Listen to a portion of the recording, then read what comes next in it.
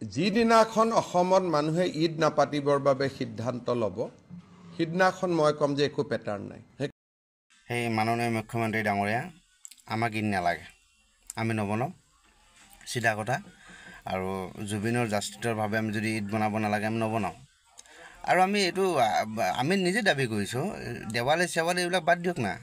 আমাক ঈদো নালাগে আমি কেতিয়া আপিল কৰিছোঁ যে আমাক ঈদ লাগিব আপুনি এইটো আমি এতিয়া কোনোবাইতো আপিল কৰা নাই নবনাওঁ আমাৰ যদি ঈদ নালাগে আমি নবনাওঁ ঈদ কিন্তু জুবিনৰ বিষয়ে জাষ্টিছটো আপোনালোকে দিব লাগে এইটোৱে কথা আপুনি মানে একো নহয় আমাৰ ঈদৰ কাৰণে এতিয়া কিমান দিন আছে 6 মাহ 4 মাহমান আছে আপুনি সেই ঈদৰ ধান্দাত গুচি গ'ল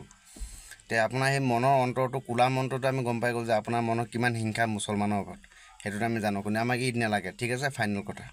নাপাতিব সিদ্ধান্ত ললো ভাচনি নাপাতিব সিদ্ধান্ত ললো দীপাৱলী নাপাতিব সিদ্ধান্ত ললো 25 ডিসেম্বৰত বৰদিন আহি আছে আমি কি সিদ্ধান্ত লম মই চাওঁ তাৰ পিছত ঈদ আহিব তাৰ পিছত আমি পাতুনে নাই চাওঁ যদি সবেই ঈদো নাপাতে বৰদিনো নাপাতে তেতিয়ালে there is no pattern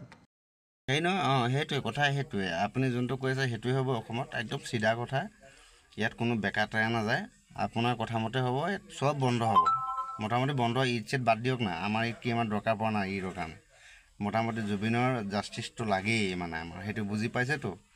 Eid নালাগে ফাইনেল